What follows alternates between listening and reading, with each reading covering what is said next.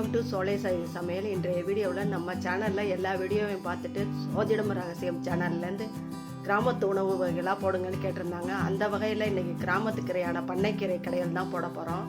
இது ரொம்ப டேஸ்ட்டாக இருக்கும், ரொம்ப சத்தான கீரை. வீடியோவை ஸ்கிப் பண்ணாமல் பாருங்கள். வாங்க வீடியோக்குள்ளே போய் எப்படி செய்கிறதுன்னு பார்க்கலாம். பண்ணைக்கீரை கடையிறதுக்கு நல்லா கழுவி சுத்தம் பண்ணி எடுத்து வச்சுருக்கேன். இந்த மாதிரி தான் இருக்கும் பண்ணைக்கீரைன்னு சொல்லுவாங்க. காட்டில் வயலில் தானாக விளையிறது தான் அது.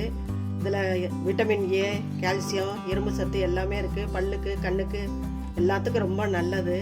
இது கடைஞ்சி சாப்பிட்லாம், பருப்பு போட்டு கடைஞ்சும் சாப்பிட்லாம், பொரியலும் பண்ணலாம். ரொம்ப நல்லாயிருக்கும், ரொம்ப டேஸ்ட்டாகவும் இருக்கும். நம்ம கடையிறத பார்க்கலாமா.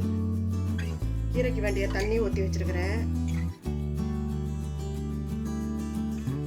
நல்லா தண்ணி சுட்டுருச்சு. இதுலேயே ஒரு 7 மிளகா போட்டிருக்கேன். மிளகா உரப்பு இருக்காது, அதனால தான் இந்த அளவு புளி போட்டிருக்கிறேன். இதிலே போட்டுறோம். ஒரு 10 பூண்டு பல்லு இருக்கும், அதையும் போட்டுறோம்.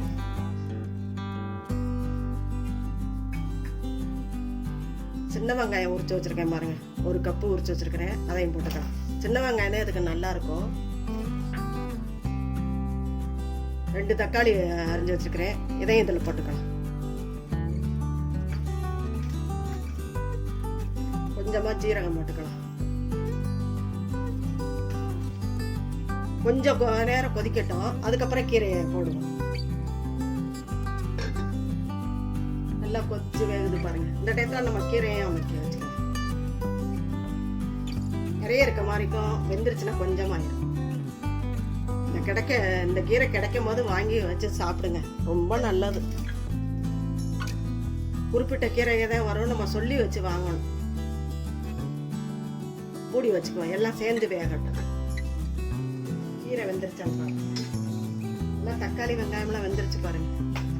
10 நிமிஷத்துல வந்துடும். இந்த கீரை எல்லாம் எல்லாமே வந்துருச்சு பாருங்க. நம்ம கடையில் சட்டியில ஊற்றி கடைஞ்சிக்குவோம். கடையில் சட்டியில ஊற்றியாச்சு. இந்த டயத்தில் உப்பு போட்டுக்குவோம். உப்பு போட்டு கடைவோம். நல்லா அப்படியே நல்லா கடையணும், மைமையா கடையணும். நல்லா கடைஞ்சிட்டோம். நல்லா இந்த மாதிரி கடைங்க, இலையே இருக்கக்கூடாது. நம்ம தாளிச்சுக்கலாம். தாளிக்கிறதுக்கு 2 காய வச்சுக்கேன். 2 ஸ்பூன் நல்லெண்ணெய் ஊற்றிக்கலாம். கீரைக்கெல்லாம் நல்லெண்ணெய் ஊற்றுறது ரொம்ப நல்லது உடம்புக்கு.